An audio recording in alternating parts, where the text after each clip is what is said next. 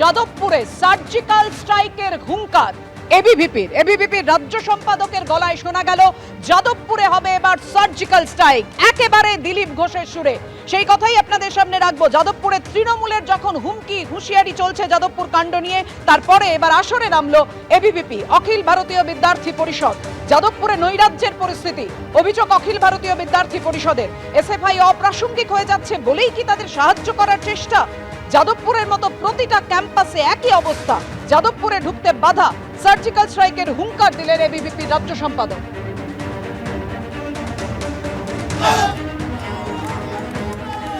যখন এবিভিপি বামপন্থীদের বিরুদ্ধে আন্দোলন করেছে, বামপন্থীরা যেখানে যেখানে উইক সেখানে তৃণমূল পেছন থেকে তাদেরকে ব্যাকআপ দিয়েছে।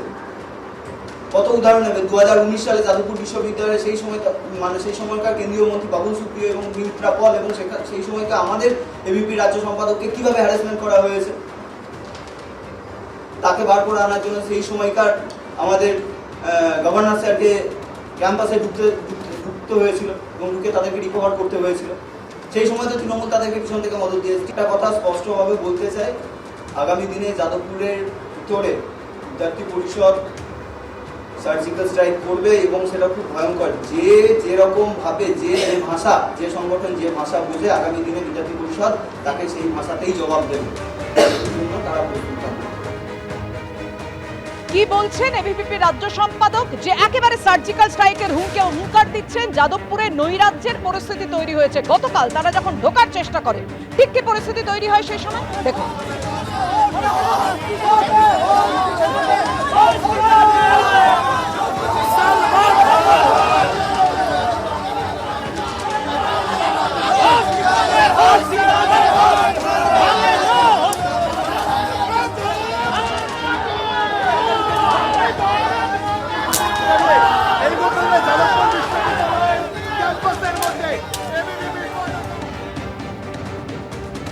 আর এরপরই আজকে এবিভিপির হুঙ্কার, সার্জিক্যাল স্ট্রাইক হবে যাদবপুরে। আর এই নিয়ে পাল্টা কি বললেন এসএফআই এর সর্বভারতীয় যোগ্য সম্পাদক সৃজন ভট্টাচার্য।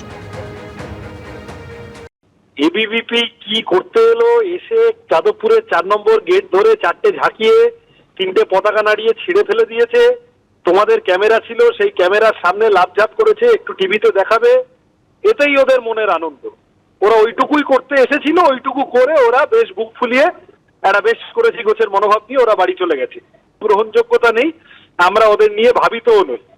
আর বিজেপির যে বড় বড় নেতারা এইসব সার্জিক্যাল স্ট্রাইক ফাইক বলছেন, যারা অযোধ্যায় ভোটে হেরে যায় তারা যাদবপুর নিয়ে কি ভাববে তারা আগে নিজেদের ঘর ঠিক করুক। আমার এর বেশি কিছু বলার নেই।